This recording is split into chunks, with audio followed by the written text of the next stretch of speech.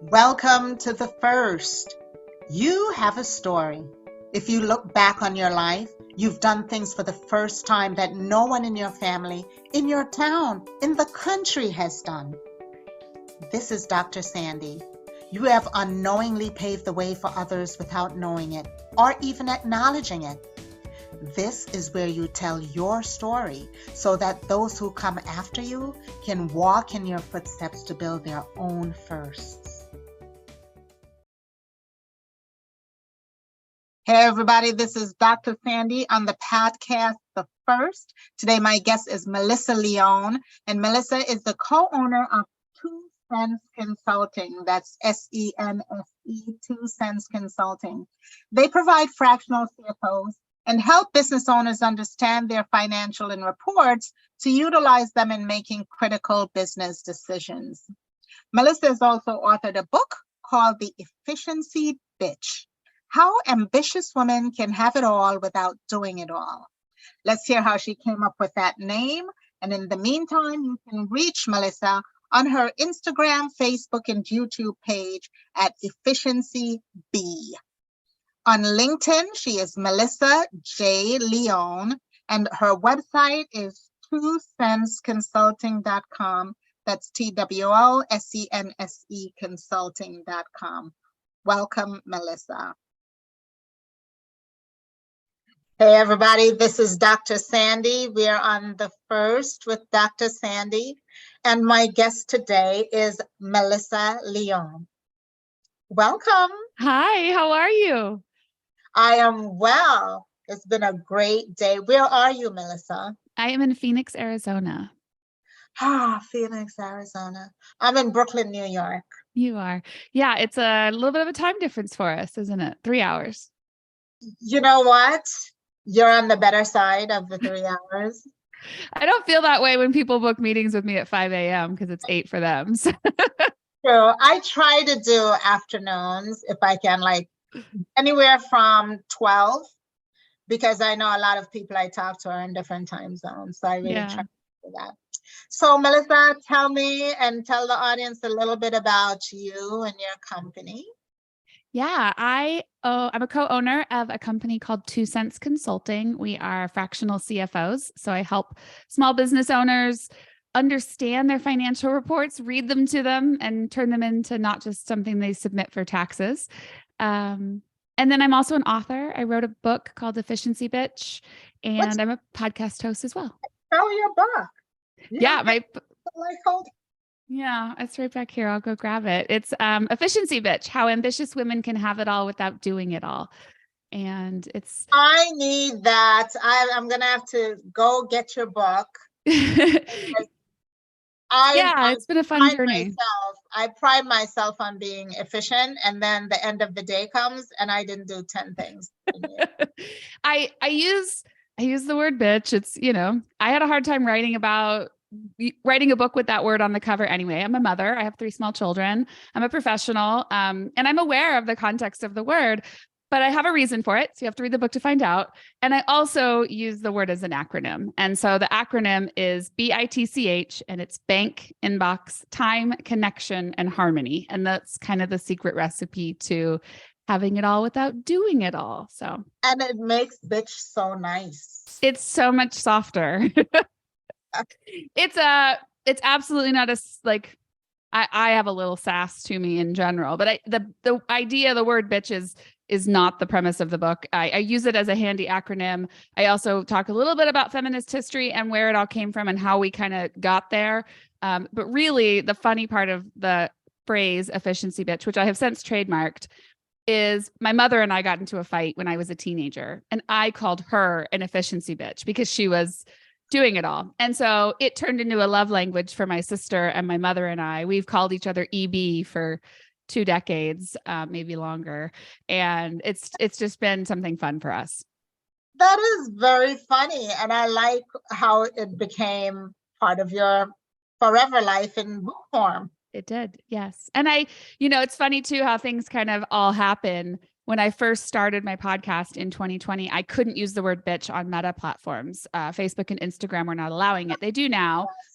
but I had to say efficiency B, just the first letter of B. So then suddenly a bee became the mascot of my voice. And I see the little bee behind you. I was exactly, that's my bee logo. And the irony to all of it, Sandi, is that the name Melissa in Gaelic means honeybee. In fact, Melissophobia is the fear of bees. So just really an ironic turn. I mean, it didn't go out. I didn't plan it that way. Let's just say that. Why didn't I know that? My grandfather was a bee farmer. Is that right? Well, and I did not know that was a fear of bees. Yeah. Isn't that funny? So my daughter, my 12-year-old is absolutely terrified of bees, has melissophobia for sure, but she thinks it's hysterical because her mother's name is Melissa. So she, is afraid of uses it in two ways. Yeah. So is this your first book? Are you the first to do this kind of book? I am the first in my immediate family to write a book. But really for me, the first story, I guess, is stepping outside of gender norms. My mother attempted it in the 70s, but quickly got sucked back into the mother gender role. So gender norm means you're doing the things that typically your gender. And the maid and the child provider and all of those things. My mom originally became a police officer in the 70s. She was one of the first female police officers in Tucson, Arizona. And she was absolutely headed in that direction. And then she got married and had me and left the workforce altogether. So she started down this path of doing something different than the gender norm, but got sucked back into it pretty quickly. And now, can I ask you, was that at the suggestion of your dad, or she just felt that was the role she signed up for when she has a kid or got married? Or I think her mother.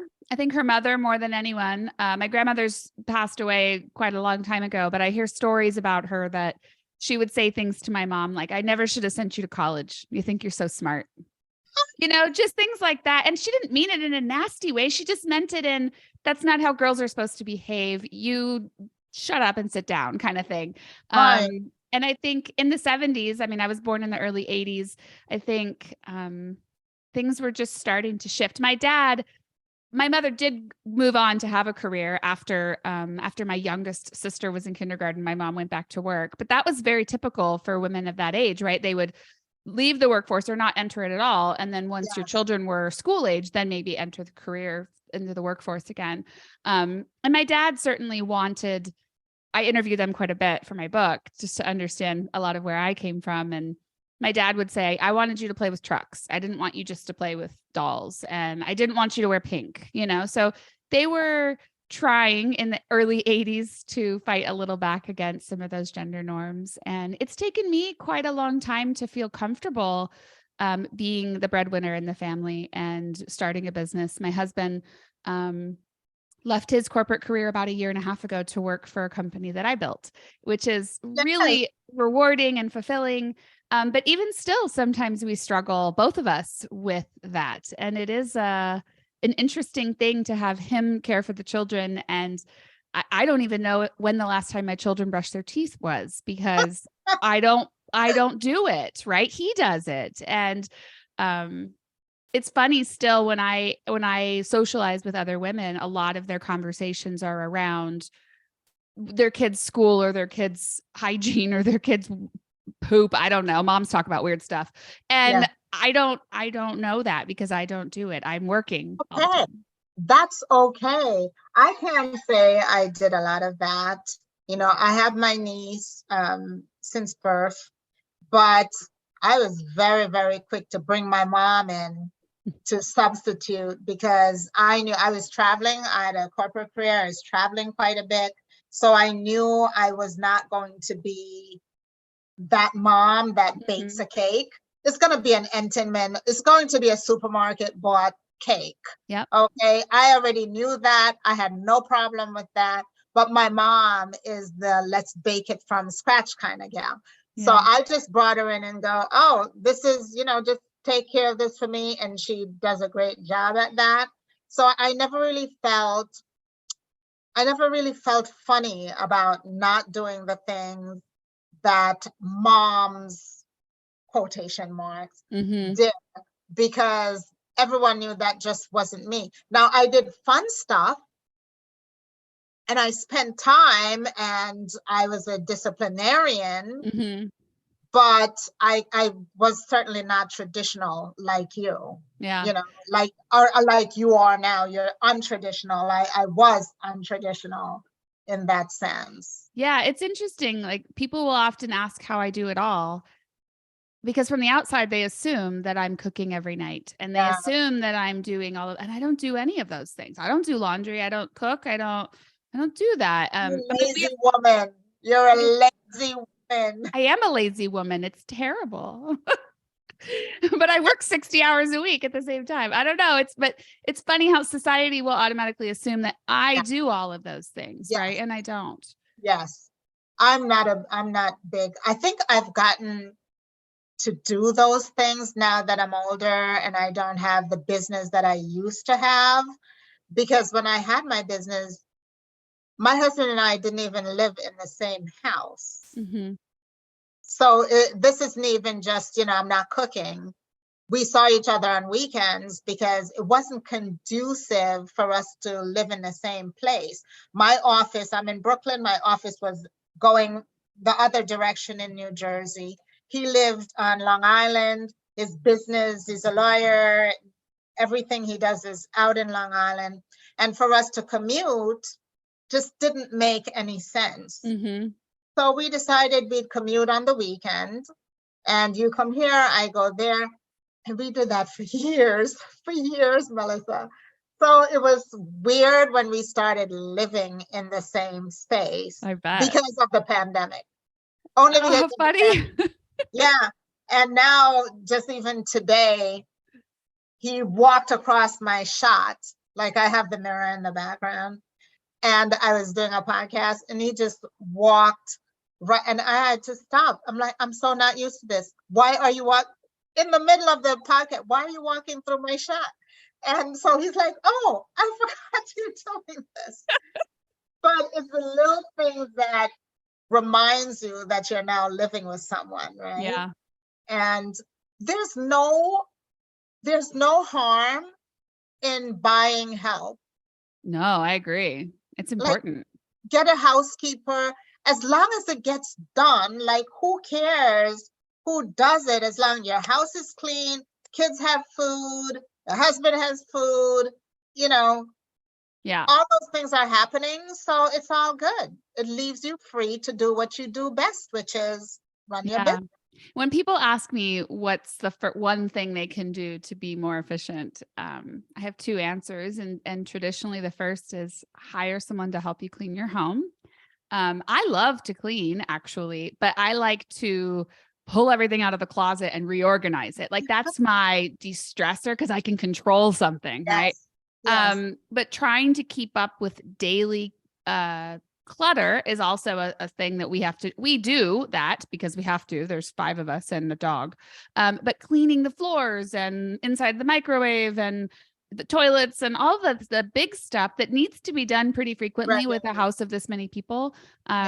I've hired out. And the second thing I say is you have to understand how your money works, because the response that I typically get to you need to hire help is I can't afford it.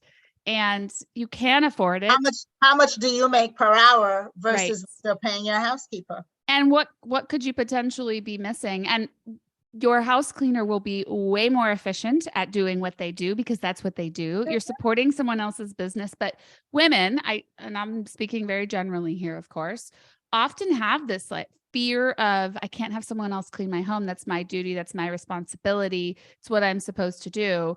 And if that suits you, fantastic. But there's a large portion of women who that doesn't suit. In fact, it's better for their partner. My husband loves to cook. I hate it. So I tried for years, decades, to learn to cook and to learn to like it. And I hate it. I don't know the last time I tried to cook anything in this house because we decided many years ago it wasn't worth the added stress for me. and he actually enjoyed it. But we were both working against our natural instincts because Right. we thought that's what we were supposed to do, both of us. Right. So it definitely made things better for us. I think as long as you're doing what you love and what you're good at doing and you're happy with it, who cares? Yeah. And it's definitely a difficult thing to, I mean, I've pulled at this thread so much. Where does that expectation start? Does it start in the house that you were raised in? Part of it. Does it start in the television shows that were on? I mean, do you remember Who's the Boss, right? The 80s and 90s sitcom. It Judith was, Light. yeah, Judith, it was, was it Judith Light? yeah, it was hysterical because there was a male housekeeper and a Yes. woman who was a boss. And Yes. I mean, the title is Who's the Boss, right? I So loved it. think of what people were learning back then was it's a silly idea for a TV show, but back then it wasn't normal. And so there's a whole generation of women, I feel, who have been taught to be independent, go be independent, be everything you can be, but you still have to cook and clean and you still have to do that. Yes. And all of those women are exhausted now. They've been trying to do all of those things for a very long time. And it's not all women, but there is a subgroup of women. A large majority. It's the majority of women. I honestly can say that. I got caught up in that at one point. Yeah, like, me too. You get that little guilt. Oh, yeah. Like, oh my God, I should have been there for that recital. But you know what? Did you record it? Yeah. And it's funny. Like the subtitle of my book is How Ambitious Women Can Have It All Without Doing It All. And so then I ask myself, what is having it all? What does that mean? And for me, it means having harmony, having that last chapter of the book, that agreement where every portion of your life is working together in agreement. It doesn't necessarily mean that you're balanced. Like I don't really believe in balance because I spend a lot more hours doing one thing than another. And then maybe the next month it shifts and it switches and different things are in different order. Integration. Yeah, just having that flexibility. It's not balance. I don't believe. I don't believe that anything is balanced. I think you just have to have an integrated life, and sometimes you're going to be there, and sometimes you're not, and sometimes this is number 1 on your list, and then another time it's number 10 on your list, and so you just go with that flow as long as it's working for you. Yeah. And it is trying to find that harmony, trying to find that way that things can integrate and work together.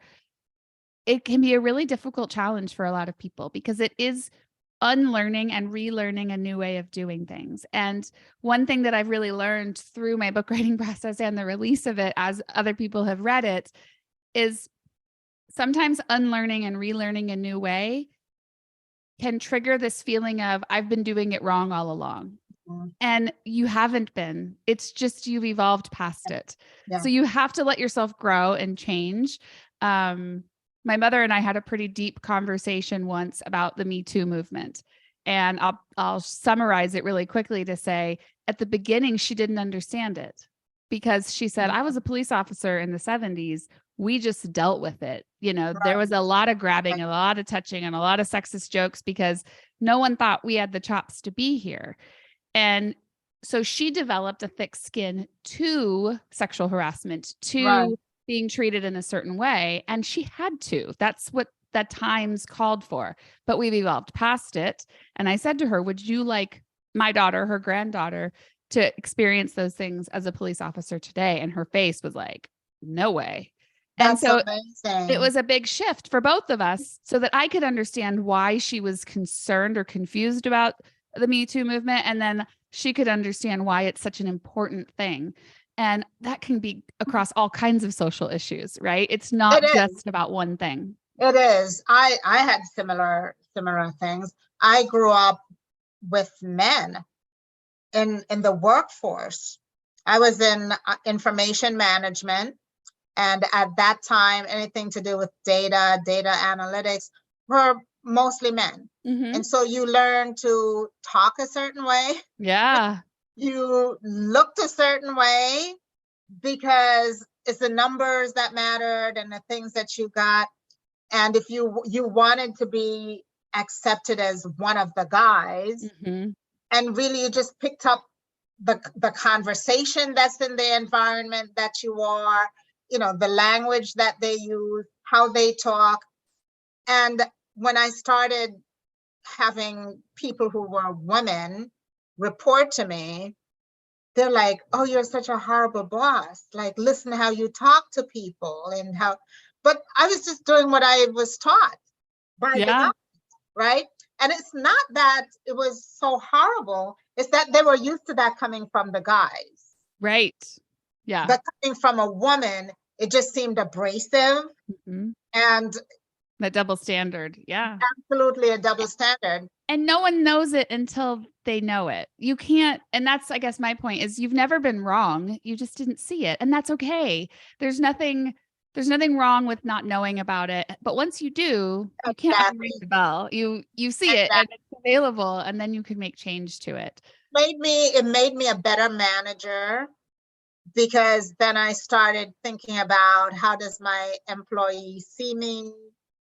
Am I doing things that's offensive to someone else? You really start to take a lot of things into consideration that you just never thought of before. And thankfully, I learned that in corporate, because it really helped once you have a business and you're the leader of that business. And, as the leader goes, so does the company. Yeah. Right. So that was one of the most helpful things that I learned while I was in corporate. But how does your husband see all of this? What's his perspective on, does he ever go out and just, has he ever been called, is his last name Leon? Yes, it is. Okay, because I don't have the same last name as my husband, and they call him Mr. Webster all the time. It's funny you asked that. My children the other day, I have 2 daughters and 1 son, and they were asking about last names and why I have the same last name as my dad, if my parents have a different last name and as their dad. And so we started having this conversation about it. And I was explaining to my girls that it used to be just, you had to change your name. You belonged then to your husband's family.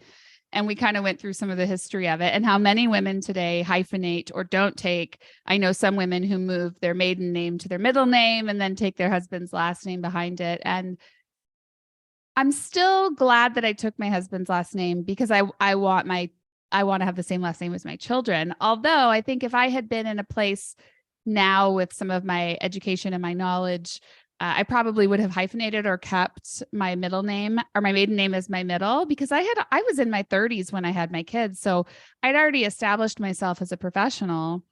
I wish I had kind of some of the thought process behind keeping that original professional name, but we celebrated our 14th wedding anniversary this week. So it's been long enough now that I've rewritten my own name for that. But it's interesting when you start to think about some of the norms that are out there, just like taking someone's last name.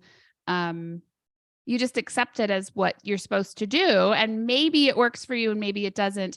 I didn't think enough about it at the time to question it. I gave it some thought. I didn't get married until I was much older, over 50. And no one would know who I was. I had a business. I had made a name for myself in the business. And just like you, if I changed my name, this would kick off like a whole chain of events that had to happen. And it just wasn't worth it for me at the time. Maybe now I would think of doing that. And as a matter of fact, as a joke, sometimes I do write my married name down. And then he goes, oh, am I dying? You must want something that I have, or that you're actually using my name now. Is something going to happen? Right. But it's funny. And we just both got used to it. But I noticed the next generation down. So Larry's daughter named all her kids with her maiden name and her married name. Yeah. And so she felt that's a way of continuing the legacy of her name along with their new name. And so that generation, third generation down, the other day they asked a question like, how come that person only has one name?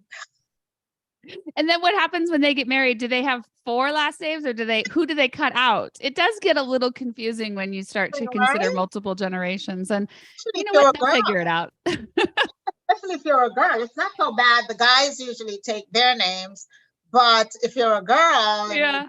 they're like, do you change this? Do you have like 4, I don't know if permutation? were you ever watched the TV show Friends? I was a big lover of the TV show Friends when it was Yes. out. And there's a episode where Phoebe changes her name after she gets married. She finds out she can change it to anything she wants. So she changes it to Princess Consuela Banana Hammock. And I told my daughter that when we were in the middle of our name conversation, and she looked at me like, what? And I said, you can change your name to whatever you want. It can be Princess Consuela Banana Hammock. So yeah, it is interesting. And you asked me about how my husband feels about it. I wonder that sometimes myself. He seems to be in his happiest place, right? He's living his best life. He was phenomenal at he had a 20-year career in the golf business. He was a general manager of a golf course. He loved that. The pandemic really exhausted him, as many people in the service industry. And so my business had grown enough that he was able to come work for my business. And now we're all under one roof. He's able to join us on family vacations, which he couldn't do for a long time. Yeah. He had to work on the weekends because that's when people like to golf. So we never really had that long period of family vacations or go away for the weekend together kind of thing. And now we have that. In fact, we have a lot of that. We camp quite a bit as a family. And so it's amazing how much family time we have. I suspect that there are things that he doesn't enjoy from it, but that's kind of part of life too. There's parts of my job I don't enjoy. There's parts of it I love. And I suspect there's parts of his, chasing the children around and all of those pieces that can get exhausting. We're in the middle of summer vacation right now. We're in week number 3, which has been Wow. a very difficult transition for all of us to have all 5 of us under one roof while I'm working and trying to be on podcasts and trying to have work meetings. And they're 8, 10, and 12. They don't understand. Melissa, you just came through a pandemic where they were in your face all the time. And my husband worked through all of that. So I was completely alone with 3 children, and I had a +1. I ended up with 4 kids during the pandemic. My youngest was a kindergartner during the pandemic. So he was a lot of work in that age. So yes, you're absolutely right. I did it once before and I could do it again. Do it again. But man, I really don't want to. I really don't want to. So it's, we're relearning. We were just having this conversation last night. What's worked for us in the past may need to shift a little bit, and we may need to continue to evolve as our kids get a little older. We don't have to have a babysitter if we go out to dinner, because my oldest is almost 13. She can watch them for an hour and a half, but it's really not, I wouldn't let her watch the kids in the pool, for example. That's not appropriate. Right. I mean, there's Exactly. different things that we can shift and move through. And transition is hard, changing from season to season, from school to summer, and then back to school. Those things are really difficult. And I think, you know what? They've been doing it for a lifetime. Your mom did it, her mom before her. Yep. These are just everyday things that becomes natural, and even if it might be harder, but it's just stuff that has to be done. As long as they're human beings, we're gonna have to make these transitions. Well, what's interesting about that is I completely agree with you. I feel like I have the generational knowledge from my grandmother to my mother to myself on how to manage all of those things, but my husband is the one managing them. And he doesn't have the generational knowledge because his father and his grandfather sure as hell didn't do this stuff. Right. So it is really interesting that we're both learning something new for ourselves. We're the first in line for both of us in our gender of our lineage, I guess, to take the opposite role. And I'm still very nurturing. I'm still very close to my children. I do a lot of those types of things, but so does he. And so we share that responsibility together. And it's been incredible. I can say we've both found a lot of success and a lot of happiness in it. It's not perfect. Nothing is. But every day we're looking to make every day a little bit better. And that's been the name of the game for the last 2.5, 3 years. And it's worked tremendously. Great. So about your book, being an author, first time author, First right? time author. Yeah, Are you looking to do it again? absolutely. It was absolutely one of the best learning experiences I've ever been through. For my internal soul, you have that, you have the idea to write a book, and then it can get a little daunting because you actually have to get the words out on paper. And what I Did you get learned, help? Did you I, get help with the process? yeah, well, I did assisted self-publishing. So I had a lot of help through the editing process of it, which was amazing. But what I really learned through it was the internal monologue that I was already always having, that I thought I wanted to write in the book.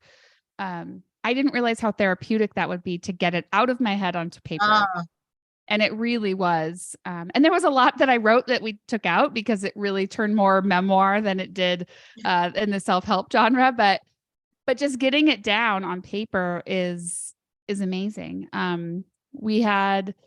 I turned in my first draft of my manuscript and it was awful. I had no idea what I was doing or the structure, or I hadn't come up with the BITCH acronym just yet. So I had this like way of thinking that made sense to me, but to no one else. And so going through the assisted self-publishing, so if you don't know what that is, for those of you who are listening, when you go through the traditional route of publishing, typically you need an agent, and then the agent takes you to a publishing house. And oftentimes along the way, you lose some of your royalties, your rights, and they own the book, they pay you. When you self-publish, that's what a lot of people do, and they just publish directly to Amazon or KDP, as it's called, Kindle Direct Publishing. And anybody can do that. There's no quality control. You can just publish. And I really wanted something in between. And that is the assisted self-publishing world. So I found a professional publisher that she owns, Peacock Proud Press, and she helped me with the editing process and the professional cover and all the things that go into it, which is a lot. And then helped me get into Ingram Spark, which is something that you need in order to be ordered and published anywhere except Amazon. And it all worked beautifully. I just had my third book signing at Barnes & Noble last week, and I'll have a fourth coming up soon. So it's had tremendous momentum. I've had, I think, 9 number one bestselling categories on Amazon. It's just been, it's blown my mind, really, how fun it's been and how well received it's been. And it's a short book. It's like 145 pages. So are you marketing yourself? yes. And I'm actively looking for someone to help me do that. So if you're listening and you're a book publicist, call me. But I did the Audible myself, so it's me narrating as well. I have the gift of gab anyway, so I don't mind doing a lot of my PR, but it is hard to continuously, and time consuming. Yeah. Search for those opportunities, plant the seeds, and then you got to harvest the seeds and make it happen too. So doing all of those things at the same time. I am an efficiency bitch. So I have a wonderful person who helps me with my social media and my podcast. And so I don't do it all, but there are parts that is difficult to hand off because it's my voice. It's my persona that someone needs to represent. So I am looking. Now, I think there are several companies out there who are doing that kind of thing now. And I know some people actually had someone else do their audibles because they felt their voices were not commensurate with the book that they were talking about. I loved doing my Audible. I wish I had read for it before I printed it, because I found like 4 or 5 things that I would have switched around a little. And I also learned just how differently you listen versus how you speak versus how you read versus how you write. I mean, those are 4 different ways to communicate. Yes. You read and listen very differently than you write and speak. And it's interesting to see how sentence structure and those types of things really come into play. I can tell now when I read something that hasn't been professionally edited. Before, I didn't understand the difference between those 2 things. Yes, I have a very different written style than my writing style. Very different. But they're both me. Yeah. It's the voice. You'll hear the voice, and if I write, you'll say, "Oh, Sandi did not write that," or that's not the language I used per se. And so, yeah, fun. It's fun to write, but it's also onerous. I'm doing my second book, and somehow it feels harder than the first Mm, first one. I don't know why. It's just dragging, and I now have to give myself a timeline. Like, by this day, Yep. I'm going to have a draft, like a fully finished draft. And, so I'm really sticking to my timeline that I laid out for myself, because you could get so sidetracked. yes. That I had to do that too. I had to spend some money on my publisher and my trademark. And that really motivated me because once the money was out the door, it was like, okay, you're doing this. Yeah. Yeah. And it really helped me stay on track there because it is really simple to continuously put things off. And I guess it goes with everything in life because But you are an distracted. efficiency bitch. I am indeed. I am indeed. And I want to live my best life, right? There's only one of them. So I want to do as much as I possibly can. I will absolutely write a second book. I have a lot of it formulating in my head. I will write Efficiency Bitch again for business owners. So 2 Cents Consulting, the business that I own, we help people develop their business concepts, and not from a marketing perspective or a branding perspective, but from a how are you going to make money perspective, and help you come up with what you're going to charge and what things are going to cost you, and forecast into the future and come up with cash flow projections. And my favorite are the startups because there's so much to unpack. Yeah. But we really have had a lot of success with mature businesses who are ready to take it to the next level.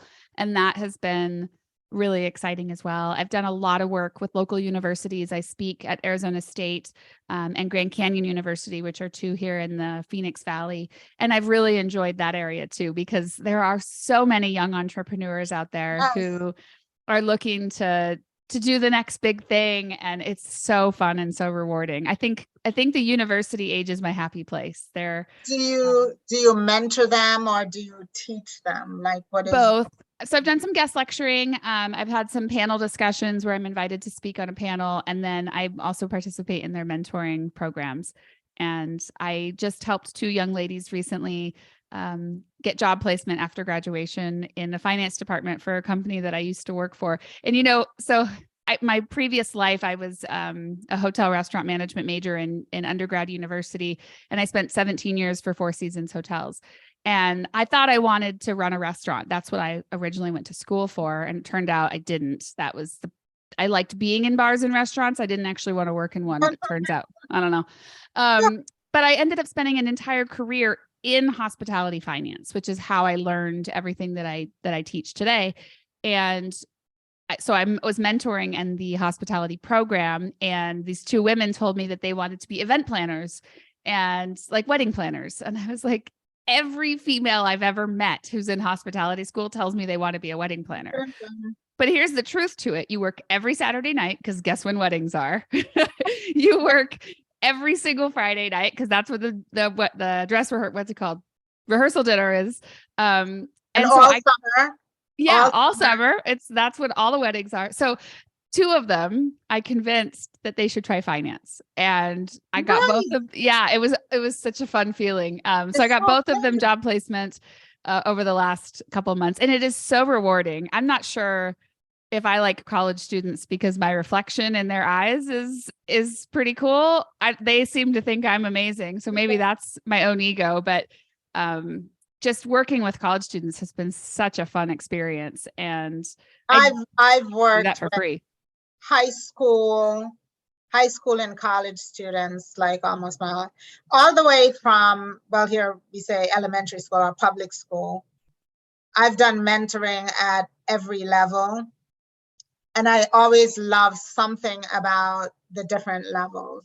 Like when you teach entrepreneurship to a public school kid, like 4th grade, where they're starting to develop and they understand they could make their own money, and the little projects they put together to make money is always amazes me. Yeah. The thing they think. I mean, everyone has a little T-shirt, Yeah. or back in the day, you have your little CD, business. Or now these kids, they're building apps. Yep. Right, because they're all technologically proficient. the things they come up with blows my mind, even Agreed. at a young age. And they're like, I could make money at this. And I'm like, yes, you can. That's what's so shocking. Yes, you can. Yes. Then you get to the middle school where they're just at that phase in their lives where they're uncertain. They're still a kid, but they're not quite a kid. They don't want to be a kid. Yeah. And so their body's changing. They don't know who they are. Yeah. And that's how their minds are thinking too. Like, I don't quite know what I want to do in that business. So I always equate that when I'm talking to them, like, you're not fully formed yet. So I expect for you to come in with one idea today and a different one tomorrow. Mm-hmm. You get to high school, they're a little bit more focused. It's all about the money, right? Yeah. It's all true. about Because money equals freedom. Yes, it's all about the Benjamins, Dr. is what they tell me. Yeah. And then you get to college, and that's a whole other awakening. I can actually make money to put myself through college while I'm going to college. Corporation is not the only choice out there for me. I could start my own business, even if their families didn't have a business before. You know, I come from people who are entrepreneurs. They're always hustlers, we call them. They're not entrepreneurs, they're hustlers. Yeah. You know, they will figure out how to make $1 one way or the other. So I had that kind of inculcated in me. Yeah. But naturally, I tend to always want to look towards things about making money. I did this since I was a little girl. I always figured out, make my allowance, babysitting, you know, whatever. So I have to say that's like a genetic thing that I got from especially my mom. Both my parents are very entrepreneurial. Yeah, that's interesting. My mom was very it still is, I think, to some degree, very corporate, wants the security, wants the stability. Yes. But Yes. she also saw an entrepreneur initiative fail in her family. And so I think that scared her a bit. Yes. Where my dad was the entrepreneur spirit, and then kind of took a tangent and went to a corporate life when he had us because they needed that stability, so to speak. So, I mean, me having my company, I think it worries my parents a bit that that's what's holding my family together. It does. And I saw that in my mom as well, because even though she was entrepreneurial, it was always on the side. Yeah. She was a union gal, right? Yeah. She ultimate security. Yeah. Yes. And I too should get a union job because I'll get a paycheck. Someone's advocating for me, and then you walk away with a pension. And so, yeah, she was very nervous. I was in corporate first. She felt a little bit better about corporate because I had a job and I was getting a steady paycheck. And then when I decided I'm going out on my own, she's like, well, what are you going to do for money? I'm like, I'm going to earn it. Yeah, I made it for other people. I think I should be able to make it for myself, right? Yeah. Oh, yeah. It's funny how they all have, I think it's ageism. I'm going to say it's ageism because at some point they want that security and that's what they know. And they want the same thing for you. Yeah. My philosophy has been the corporations will always be there. If I need them, I've got the goods to go work for them. No problem. We'll figure it out when it happens. Even now, after I sold my business, I still feel like I'm actually a better catch for a Fortune 500 company because now I have both sides of it. Agreed. Right?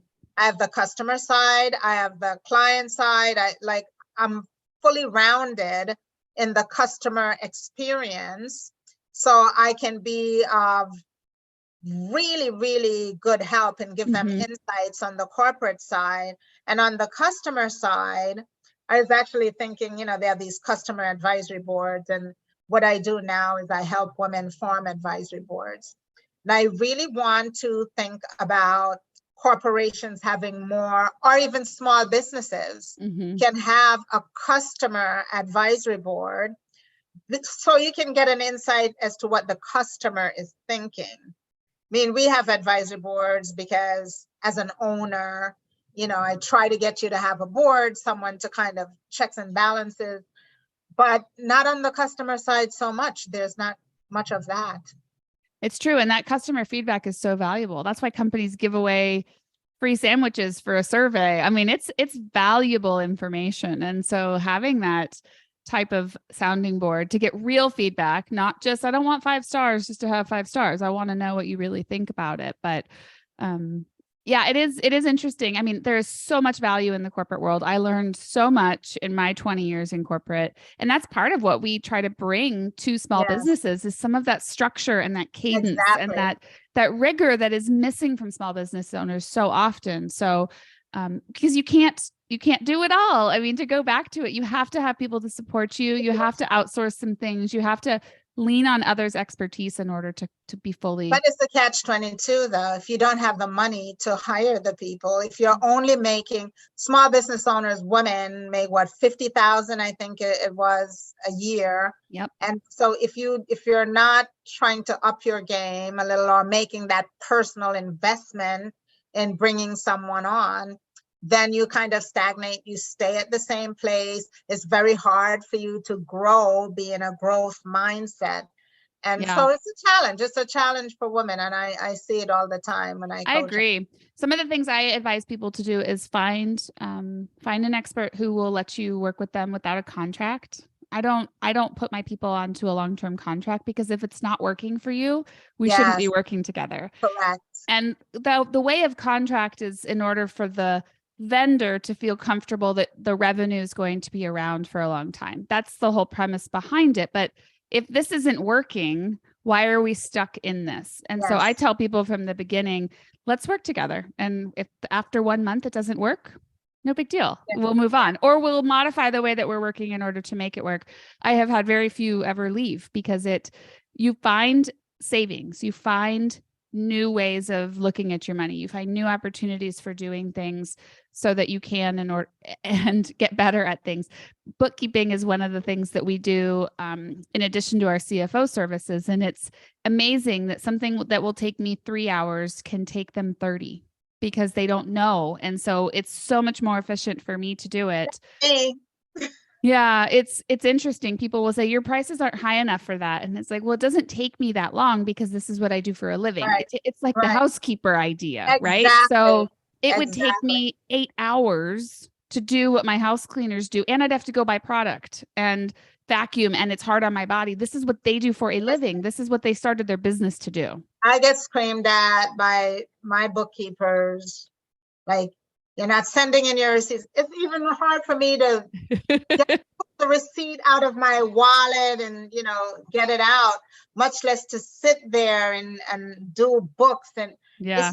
it's not my thing. It's not my core capability. Yep. And I take the yelling, and they know it's going to come sooner or later because, the buck stops here.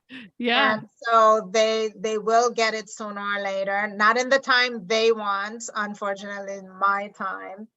But these are things of being a business owner that you just need to understand how to balance again or integrate it into your life.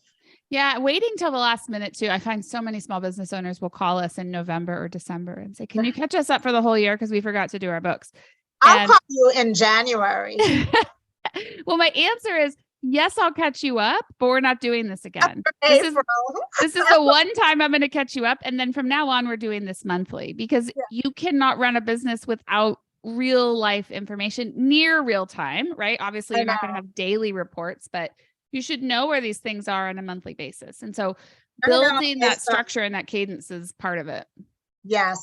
I really try to do it monthly, but then this is conference season. It was conference season. So I was like back to back conferences. Mm-hmm. And now I have 3 conferences worth of expenses to lay out. And I'm already hearing, didn't you go to a conference? I'm like, yes, please. I will get it to you. I swear, I promise. But, I'm not getting it until next week.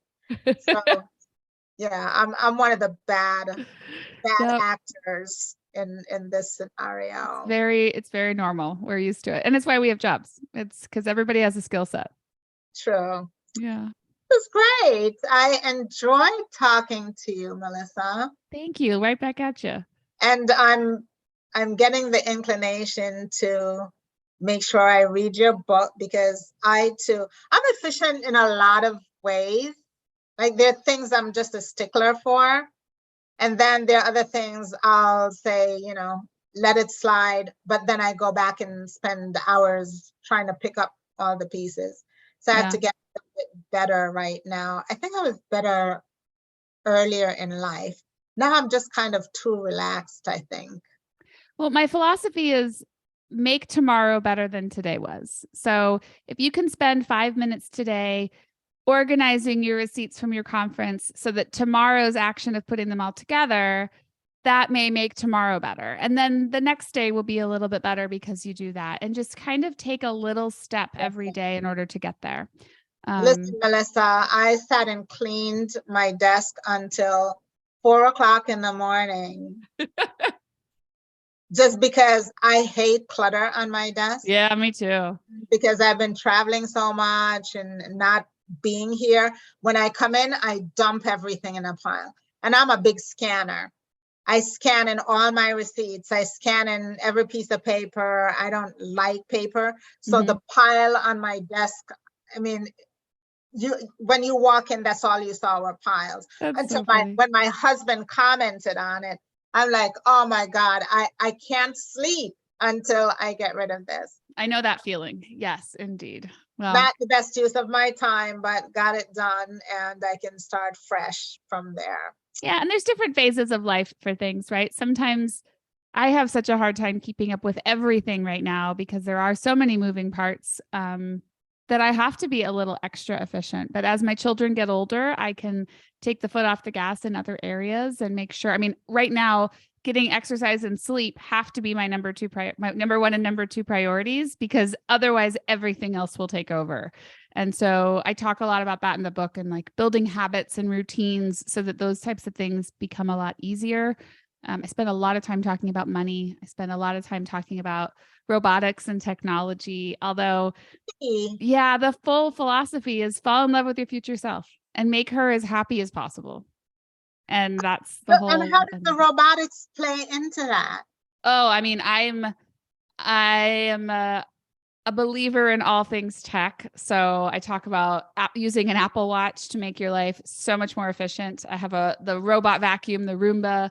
I talk about Amazon Alexa. I have different timers and alerts that go off. So for example, even in the summer, the Amazon Alexa will go off at 7:30 throughout the house. And it says, good morning, it's 7:30. It's time to get up. And then music starts.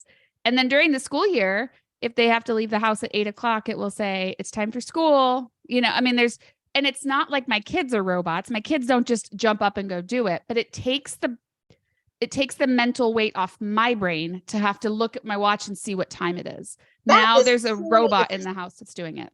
That is truly efficient. Alexa, what time is it? It's 3:53 p.m. Yeah, see?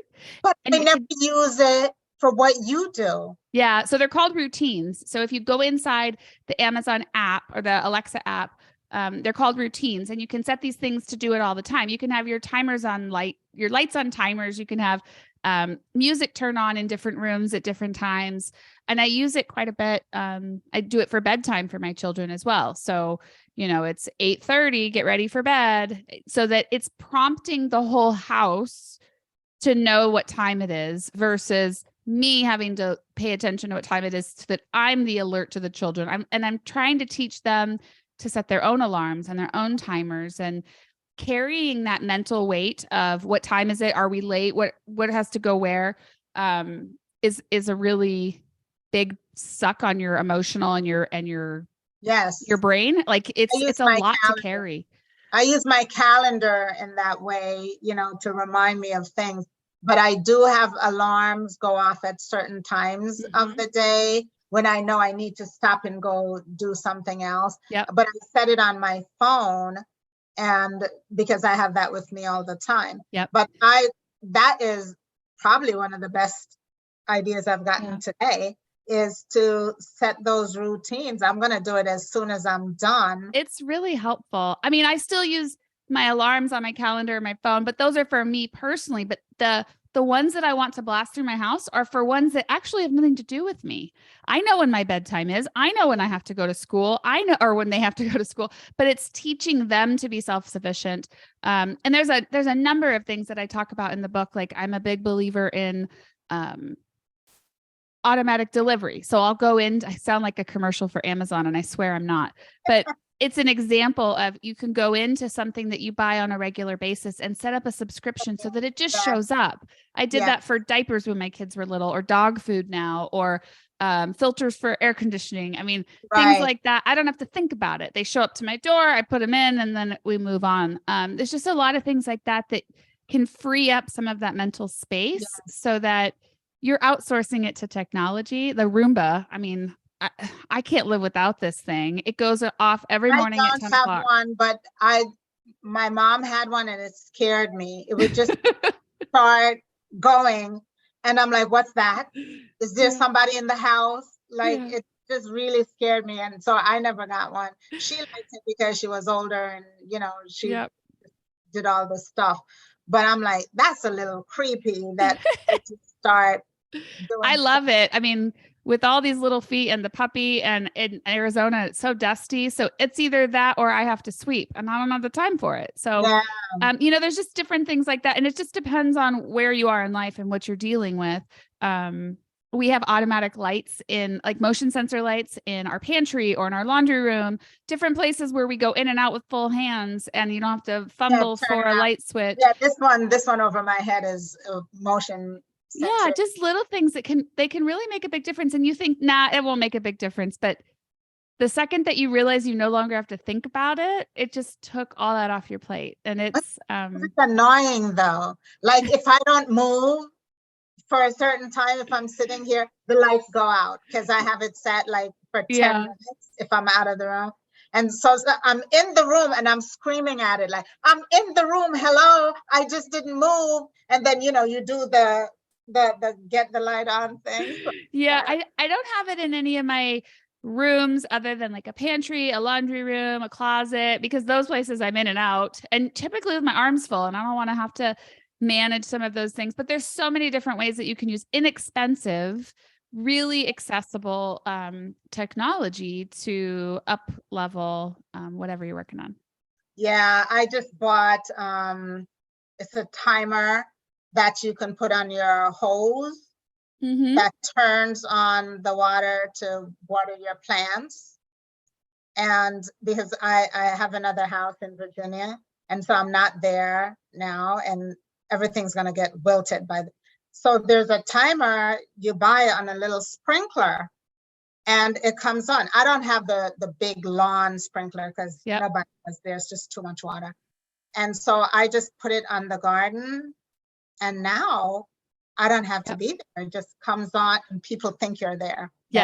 That's a added benefit too, is that people think you're there. Absolutely. I mean, there's so many things on the market. If you can think, oh, that would be cool, you might just check because it might be out there. And if it's not, go make it.